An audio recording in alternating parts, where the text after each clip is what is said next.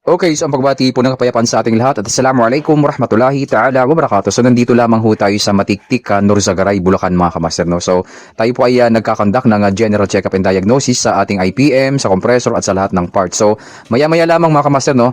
Papaan rin natin to para malaman natin kung ano nga bang pinaka-problema ng refrigerator nito, bakit hindi na lumalamig mga kamaster. Okay! So mga kamaster, no, nakasaksak no yung ating refrigerator. Tingnan po natin dito kung mayroon tayo nakikitang error yan, no. 1, 2, 3.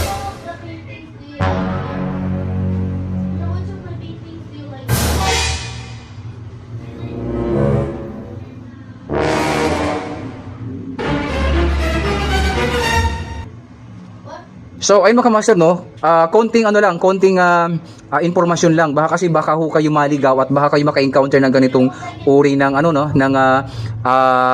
trouble na 3 blinks. Okay, iba ho kasi ang sinasabi dun sa ating error code. Ngayon, paalala lang ha, ang IPM code ng ating IPM ay 9704. Kapag ka 9704, okay, pag lumabas po yung 3 blinks na yan, ang sinasabi ng ating system ay may problema yung ating compressor. Tama sabi mo.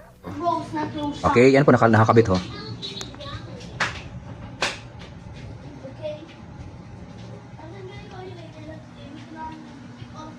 Okay, so ibig sabihin, uulitin ko sa ating mga minamahal na customer at mga technician, kapag 9704 ang na-encounter nyong IPM ng LG, pag sinabing 3 blinks, ang sinasabi mo ng ating system ay compressor po ang may problema niyan. Okay? Mechanically.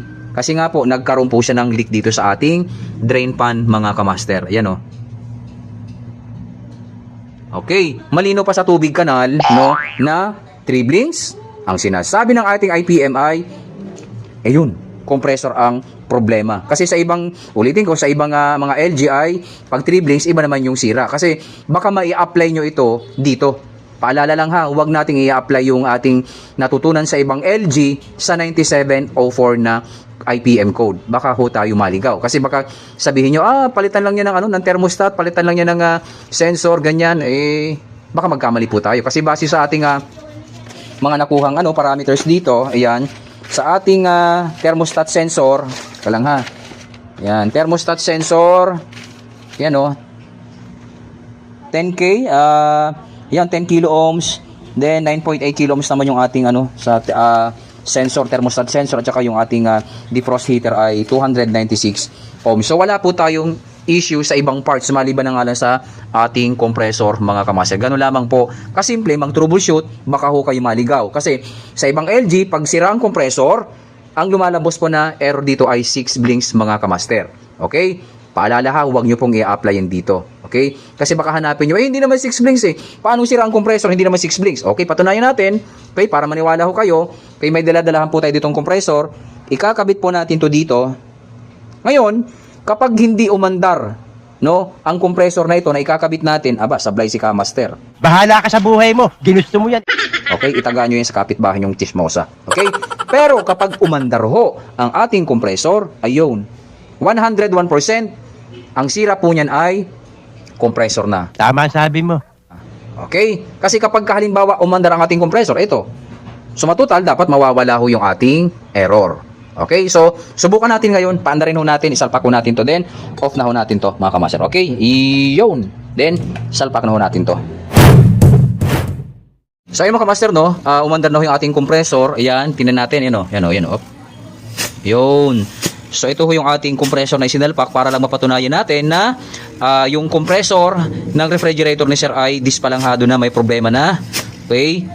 Kapag naglabas po siya ng 3 blinks dito mga kamaster, okay, sa 9704 na code ng ating IPM, sinasabi ng ating system na ang problema niyan ay compressor mechanically mga kamaster. Kasi nga po, nagkaroon po ng leak dito. Oh no!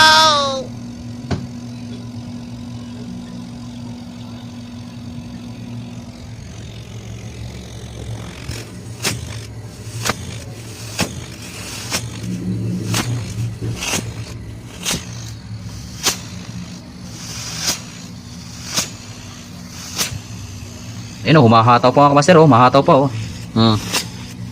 Tapos, nung sinalpak po natin yung ating compressor, nawala na ho yung error. Yun. Nawala na yung blinks. Kaya sinasabi ko ho sa inyo na kapag ka LG ang kaharap natin, baka madaya po tayo. No? Kailangan mag-troubleshoot po talaga tayo.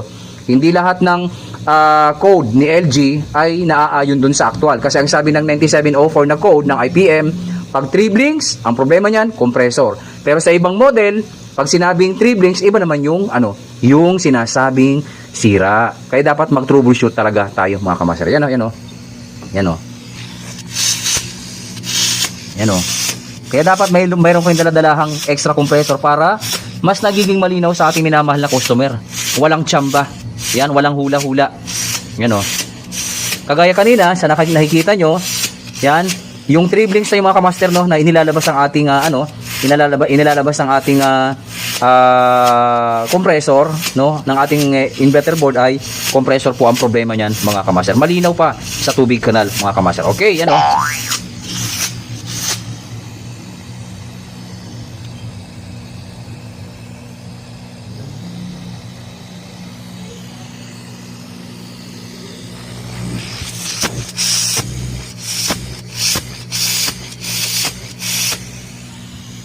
Okay, malinaw mga kamaster, no? So sana nakatulong itong munting video na ating ibinahagi sa ating mga kababayan technician, maging sa mga customer na pag kayo ay naka-encounter ng 3 blinks sa 9704 na code ng ating IPM, sinasabi ng ating system na compressor ang sira, mga kamaster. Baka ho kayo maligaw sa ibinibigay na na code ng ating LG, mga kamaster. Hindi ko naman sinabing huwag kayo mag-rely doon, pero kailangan dapat aktual na tayo ay nag-troubleshoot sa ating mga refrigerator upang tugma ang ating diagnosis, mga kamaster. Okay, so 10 years warranty naman ho ito.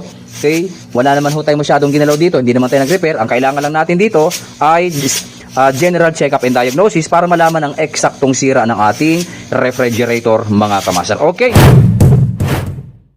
So ayun mga kamaster, no, tapos na ho tayo sa ating sinagawan na general check-up and diagnosis at napag-alaman natin na compressor nga ang problema. Ngayon, meron akong ipapakita sa inyo. Ito po ay 4 years pa lamang. Okay? Ito, 20 years. Non-inverter na Panasonic. Yan o. 20 years. Walang binatbat yun o. Yun matipid lang pero hindi matibay. Kumpara mo dito, kita mo naman. Aprobado. Walang sinabi. O, yun o. Gumagana yun, nakasaksak yan ha. Yan o. Yun. Ito naman, hindi naman sa dina-downgrade natin yung yung LG na to, yung mga inverter, hindi lang naman si LG, yung inverter technology. So wala ho talagang tumatagal, in reality, real talk lang, wala talagang tumatagal na inverter. Promise yan. Kung mayroon man tumatagal, yun no. Tama sabi mo. 20 years. Nagsipaglakihan na yung anak ni Sir, hanggang ngayon buhay pa. Pero ito, 4 years pa lamang, wala na. Sira na. Okay, so maraming salamat po sa inyong lahat. Assalamualaikum warahmatullahi ta'ala wabarakatuh.